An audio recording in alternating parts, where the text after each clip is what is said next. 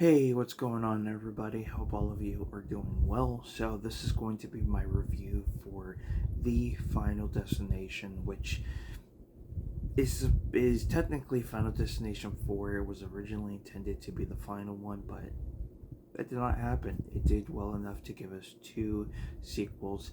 So, yeah, let's go ahead and get into this review. So, the film came out in 2009, and in this film, we have our what would become the survivors of a tragic event. This tragic event happens at a race. It's not a NASCAR race. I think it's similar to a NASCAR race, um, kind of like a minor league type of race. Well, of course, our main lead has a premonition, and that something tragic is going to happen. Of course, he's able to get a few individuals who are survivors out, and of course, this leads into an argument back and forth. Next thing we know, the tragic event happens, and a flying tire comes out of nowhere. Well, let's pause that. Before I continue, there will be spoilers. You have been warned. If you haven't seen the film, go watch it, then come back. For those who have seen it and know the spoilers, then thank you for tuning in. Now let's go ahead and get into it. So let's unpause. Um, so a tire comes out and flies out of nowhere and basically kills off the first victim. I thought this was interesting because you don't see this in the other three films. When death starts to take the victims out one by one, it builds up. It builds up throughout the film, and this, they just didn't hold back. They literally went, the first chance they got. Excuse me, coffee's trying to interrupt this review. So to kind of go that route, but unfortunately, well, let me rephrase that, rewind that. To go that route, I thought it was really, really good, but it was the only time they would do that.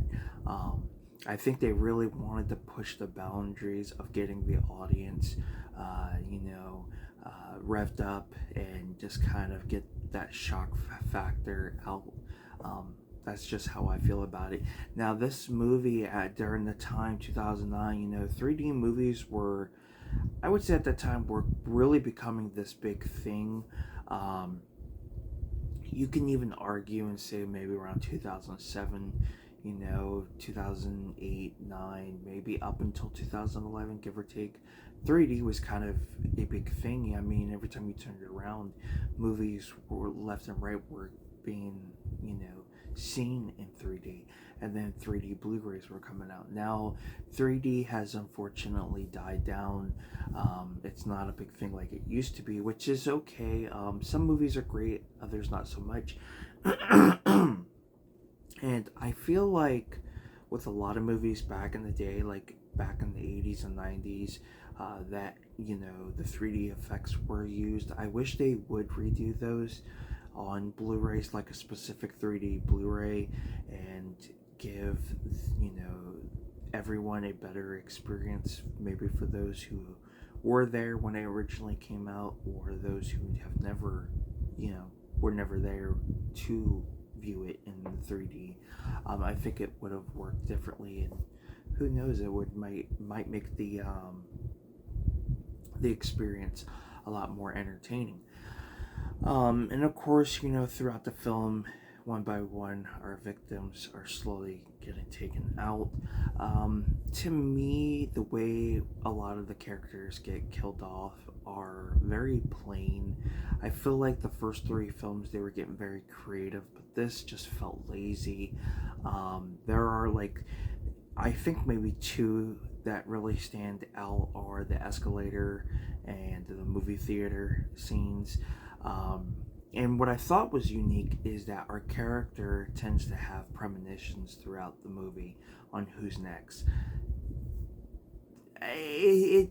It works, but at the same time, I just did not care for it. I feel like it was just a cheap way for, our main characters to be able to survive more.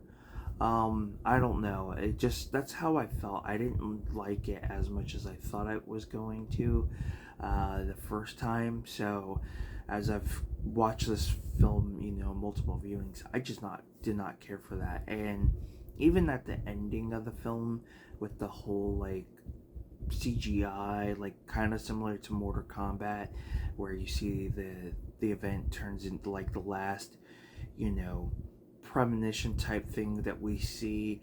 I just did not care for it. It starts, you see the skulls and stuff, like it's like an X-ray, kind of similar to like some of the fight scenes in Mortal Kombat.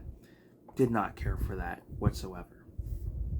Now, the cast alone I thought was decent, but there are certain, like one specific character I just did not care for, and that is Justin Wellborn, the actor who plays the racist, the redneck racist. Nothing against the actor, I just feel like he was just trying way too hard on the character. When a lot of individuals have to play these roles that may be too uncomfortable, they gotta play some type of, racist in a film, and that's not who they are, it can be very uncomfortable. If you ever saw the documentary or have listened to interviews or stories about the 1990s miniseries of It, the actor who played the bully in the film, who played Bowers, he was very uncomfortable with his role because he had to play this racist greaser during that time, during like the 60s and 50s. So the actor was very uncomfortable with it. But you can also see that the actor made it believable. Like his acting was really spot on. But with Justin Wellborn's acting, it just felt like he was trying too hard to play this role. Like it wasn't, when you watch a movie, you want things to be believable. You want the chemistry to be there because you want to be so interested into what you're watching that it makes you want to hate the character. And I couldn't hate the character because his acting was awful. If you're gonna play this character who people hate, make it believable. I was laughing more at the character than I would anything else because the acting was awful. And there's nothing against Justin Wellborn. I'm sure he has a lot of films where he can show his acting case, his acting skills. I don't know why I said case, but I just felt like this was just way out of pocket for him. And I'm sure there's interviews where he probably would state he felt uncomfortable, and I believe it. And I just felt like the chemistry for all these characters was not there. It seemed like this movie felt more of a fan film than it was an actual movie, and that is not good. Um, and I see why this movie is considered to be the worst out of the entire franchise. I see why everybody hates it so much. When I first saw this, I'm going to be honest with you guys, when I first saw this, I really enjoyed it. But as I've gotten older and I've seen this multiple times, I start to realize how truly bad this movie is and how bad the acting is and the characters. Like, it seemed like it was more of a cash grab, and you can tell. And I feel bad for everybody involved because, they wanted to do a project that reading the script they hadn't interested in, and it just, putting paper to film did not work. It did not do it justice. The kills in this film were lazy. When you look at the first three films, the way they wanted to have these characters be killed off, they got creative with this. They try to do things that were unique, that were not, either something that has never happened, or they try to make it more realistic, take something that could possibly happen in real life and put it into the film. Whereas this, it was just awful. It just felt lazy, felt rushed. And that's another thing. Watching this movie, you feel like the script itself was rushed. I felt like there was more to the script than what we were given on film, and I feel like there were maybe some changes that shouldn't have been changed. And the acting just not believable, not that great, especially with like even Bobby Campo who plays Nick.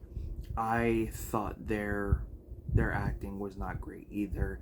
Everybody's acting was just awful. Like, it's not believable. You're supposed to be making a horror film. You're supposed to put people on the edge of your seat. You're supposed to make people second guess things, and you did not do that. You did not deliver. But it made enough. It got people in seats, and it did enough to spawn two more films. But I would not recommend this movie. I would avoid it as much as you could. But if you're trying to get through the franchise for a first time viewing, then yes, give it a watch and then kind of make your last and final decision on that. If you guys hear my stomach growling, it just means I'm hungry. I don't know if it's gonna pick it up on the phone, but if it does, what can you do?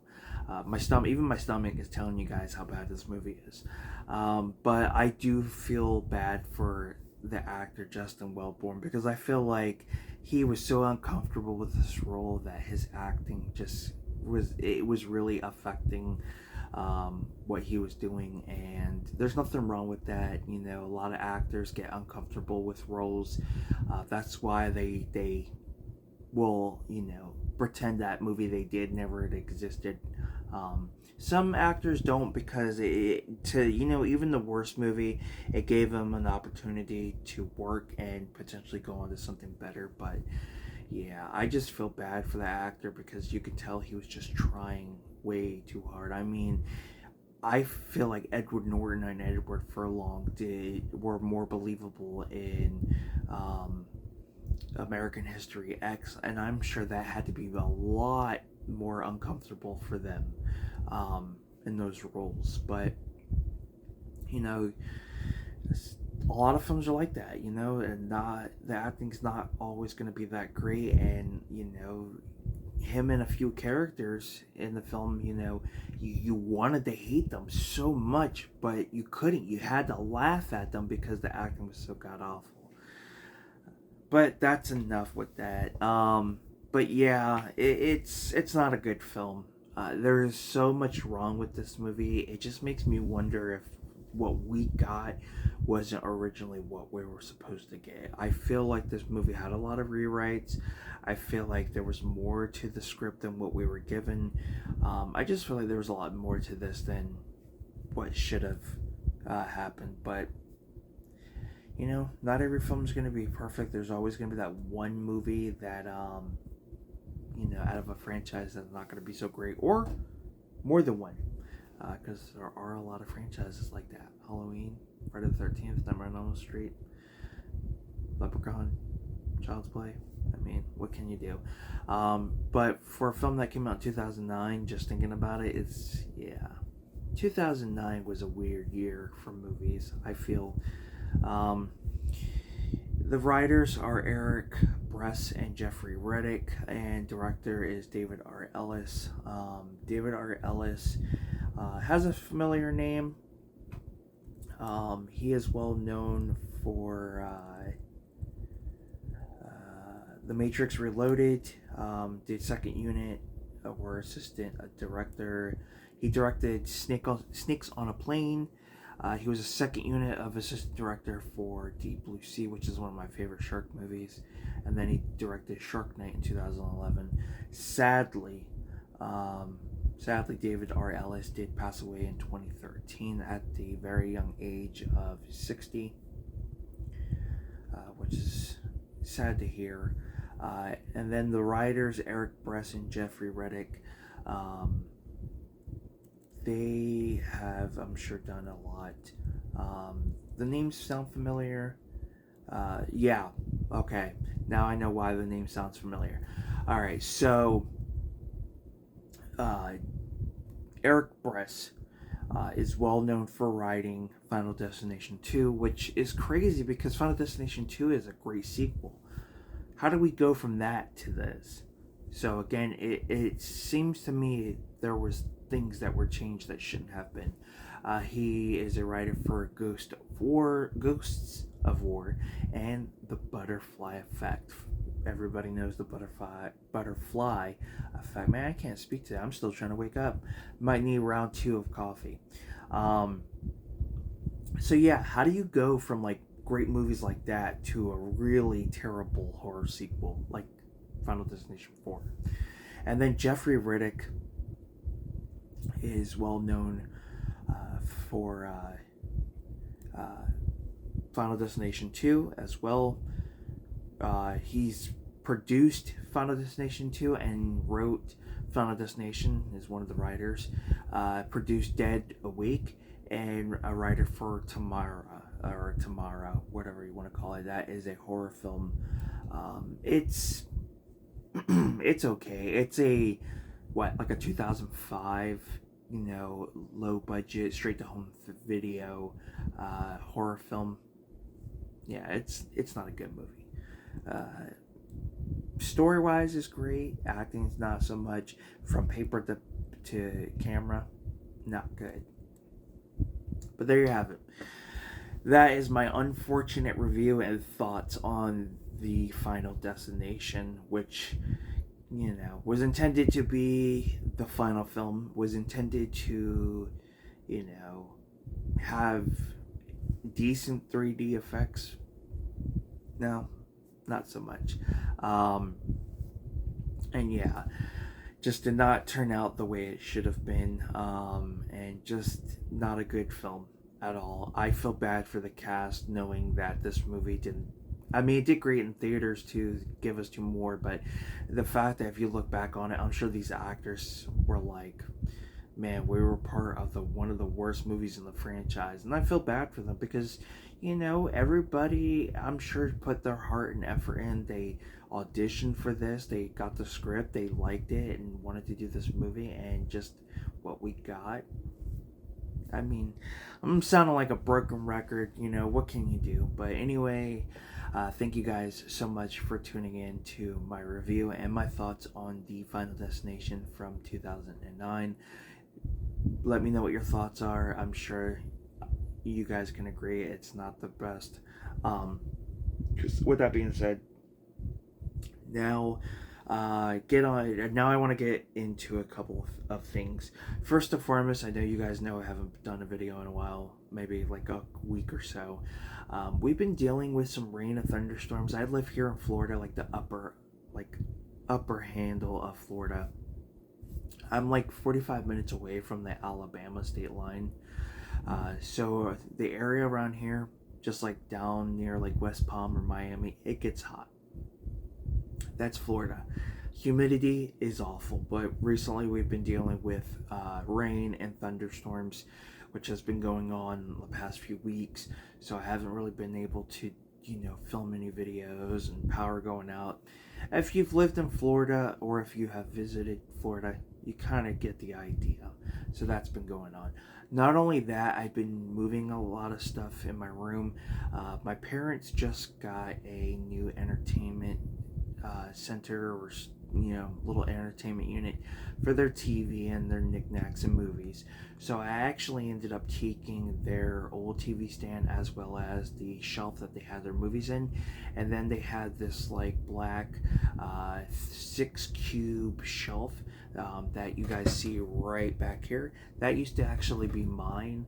I gave it to them to use a few years ago because I didn't need it. So now that they got the new unit, I took that back to use, as you guys can see, all my little cool collectibles, and just move things around. So like the shelf here that had like knickknacks and stuff have all my DVDs, and then the shelf over by my bed is where all my movies are at.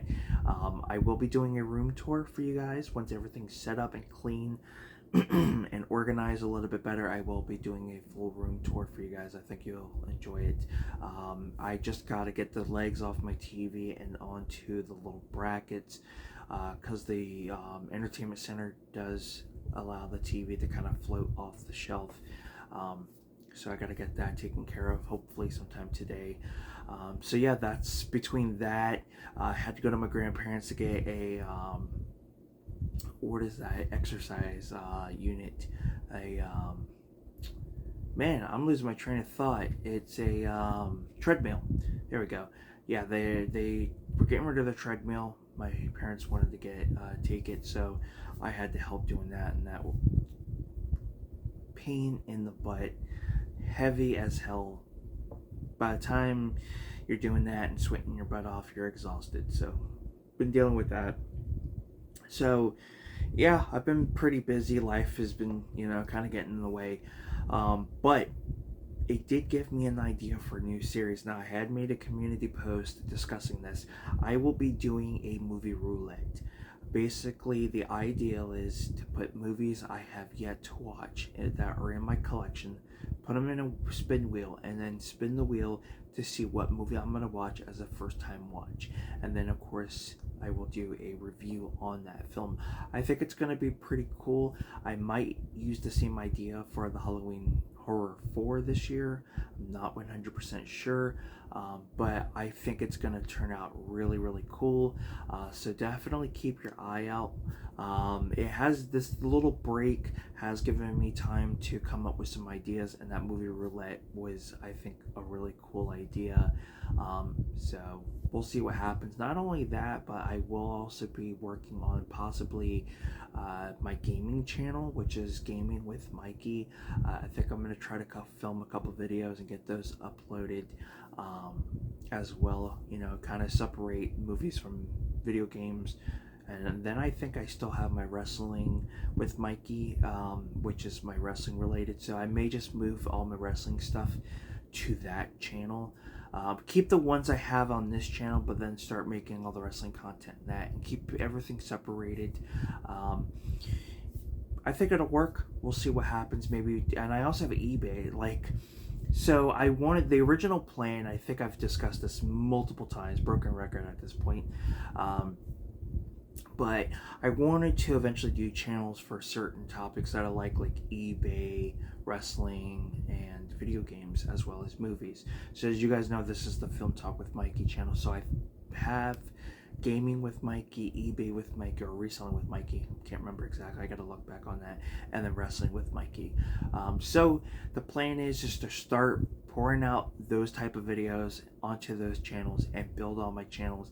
I'm sure it's going to be like, man, you'll be exhausted. But no, I don't think I will. I think it'll give me a better opportunity to put out more content. Just not everything on this channel and all that. I'm coming up with a lot of ideas. Excuse me. Sorry about that. But yeah, just there's so many great things coming. I'm currently working on a 80s set of reviews, kind of like an 80s flashback as well as a 90s flashback. So I'll be doing that pretty soon. Yeah, just there's so many ideas that I have. It's just trying to put it to pen and paper. So thank you guys so much for bearing with me and being patient during this, this little period of, not having a video out, but here we are, better late than never. So thank you guys so much. Keep an eye out, as I will have the last 2 Final Destination films coming. And with that being said, I'll Film Talk with Mikey. And until then, guys, take care, have a good one, and I will see you guys next time. Thanks you guys so much for the support, and see you soon.